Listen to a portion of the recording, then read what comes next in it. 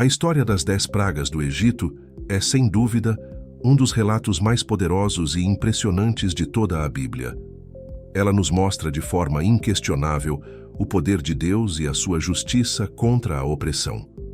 Tudo começou quando Deus chamou Moisés em meio a uma sarça que queimava, mas não se consumia. Ali, Moisés recebeu uma missão que mudaria a história: retornar ao Egito e libertar o povo hebreu da escravidão que já durava centenas de anos. Ao lado de seu irmão Arão, Moisés foi corajosamente até o faraó, o governante mais poderoso da terra, e transmitiu a mensagem direta do Senhor: "Deixa o meu povo ir." Mas o coração do faraó estava endurecido. Ele zombou da autoridade de Deus e se recusou a obedecer. Foi então que o Senhor decidiu revelar seu poder de uma maneira que ninguém jamais esqueceria. Ele enviou 10 sinais extraordinários, 10 pragas que atingiram o coração do Egito, cada uma demonstrando que nenhum poder humano, por maior que seja, pode resistir ao propósito divino. Vamos mergulhar nessa história e conhecer cada uma dessas pragas. A primeira praga foi a transformação da água em sangue. Moisés, seguindo a ordem de Deus, estendeu seu cajado sobre o rio Nilo, a principal fonte de vida e sustento para todo o Egito. Imediatamente, as águas se tornaram sangue. Os peixes que viviam no rio morreram e um cheiro terrível se espalhou por toda a parte. Os egípcios não tinham mais água potável. Eles cavaram poços ao redor do rio em desespero, mas a água continuava imprópria. Essa praga foi um golpe direto contra os deuses egípcios associados ao Nilo, mostrando que o Deus dos hebreus era superior. Mesmo diante de um desastre de tamanha magnitude, o coração do faraó permaneceu de pedra. Ele não cedeu. Diante da teimosia do faraó, veio a segunda praga, uma invasão de rãs. Arão estendeu a mão sobre as águas do Egito e milhões de rãs subiram e cobriram toda a terra. Elas estavam em todos os lugares que se possa imaginar: dentro das casas, nos quartos, sobre as camas, nas cozinhas e até dentro das panelas. Era uma situação insuportável. O barulho e a presença constante dos animais atormentavam os egípcios. Desesperado, o faraó chamou Moisés e Arão e prometeu libertar o povo se a praga fosse retirada. Moisés orou e as rãs morreram, mas assim que o alívio chegou, o faraó quebrou sua promessa e endureceu novamente o seu coração. Então, o Senhor ordenou a terceira praga. Desta vez, Arão golpeou o pó da terra com seu cajado, e esse pó se transformou em piolhos, ou pequenos mosquitos, que infestaram homens e animais em todo o Egito. Era uma praga irritante e humilhante. Os magos do faraó, que até então tentavam imitar os milagres de Moisés com suas artes secretas, não conseguiram replicar este. Eles foram forçados a admitir sua derrota e disseram ao faraó: "Isto é o dedo de Deus." Eles reconheceram que um poder superior estava em ação, mas nem mesmo o testemunho de seus próprios conselheiros foi suficiente para amolecer o coração do faraó.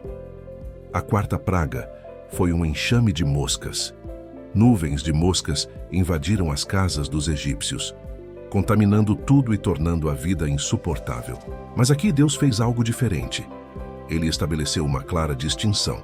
Na terra de Gósen, a região onde os hebreus viviam, não havia uma única mosca. O Senhor estava mostrando ao faraó e a todo o Egito que ele protegia o seu povo de maneira especial. Essa separação visível era uma mensagem poderosa. O Deus dos hebreus cuidava dos seus e julgava os seus opressores. O faraó, mais uma vez, prometeu libertar o povo, mas assim que a praga cessou, ele voltou atrás em sua palavra. A teimosia persistiu, e a quinta praga chegou com um peso ainda maior: a morte dos rebanhos. Uma doença misteriosa e fulminante atingiu os animais dos egípcios. Cavalos, jumentos, camelos, bois e ovelhas morreram em grande número por todo o campo. A economia do Egito, que dependia desses animais para transporte, agricultura e alimento, sofreu um golpe devastador. E mais uma vez, o milagre da proteção divina foi evidente. Na terra de Gósen, nenhum animal pertencente aos filhos de Israel morreu. A distinção entre os dois povos era inegável. Mesmo vendo essa prova clara do poder e da soberania de Deus, o faraó se recusou a obedecer. A sexta praga foi ainda mais pessoal e dolorosa: úlceras e chagas. Moisés pegou um punhado de cinzas de uma fornalha e as lançou ao ar diante do faraó. Essas cinzas se espalharam como um pó fino por todo o Egito e causaram feridas inflamadas e dolorosas na pele de todas as pessoas e animais. As chagas eram tão severas que até mesmo os magos do faraó, que já haviam sido derrotados antes, não conseguiam nem ficar de pé diante de Moisés por causa da dor. O sofrimento era generalizado entre os egípcios, um tormento físico que servia como um lembrete constante do poder de Deus. Mas o coração do faraó estava tão endurecido que nem a dor em seu próprio povo o fez mudar de ideia. Então veio a sétima praga, uma tempestade de granizo como nunca antes vista.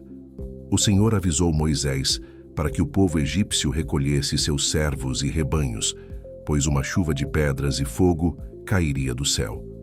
Aqueles que temeram a palavra do Senhor e obedeceram, se salvaram.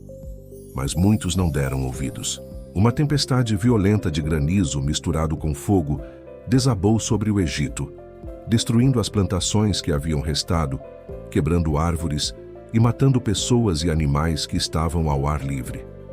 Foi uma demonstração aterrorizante do poder de Deus sobre a natureza. O faraó, aterrorizado, confessou seu pecado e prometeu deixar o povo ir. Mas, assim que a tempestade parou, sua arrogância retornou, e ele se recusou a cumprir sua palavra.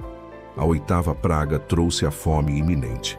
O Senhor enviou um vento oriental que trouxe uma nuvem de gafanhotos. Eles cobriram a face de toda a terra, escurecendo o céu.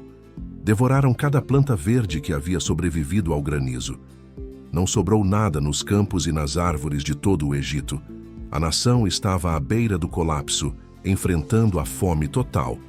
Os próprios servos do faraó imploraram para que ele cedesse, dizendo: "Não vês que o Egito está arruinado?"